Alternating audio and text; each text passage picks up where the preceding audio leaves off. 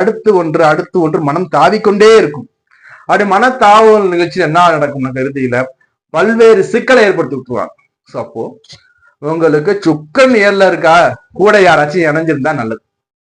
இல்ல தனிச்ச சுக்கன் இருக்காருன்னா நீங்க உங்களோட சுய கட்டுப்பாட்டை வளர்த்துக்கணும். இந்த இடத்துல நிறைந்த செல்வத்தை கொடுப்பாரு. வாழ்க்கை துணை வந்தது பிறகு வாழ்க்கையில வசதி வாய்ப்பை ஏற்படுத்தி கொடுப்பாரு.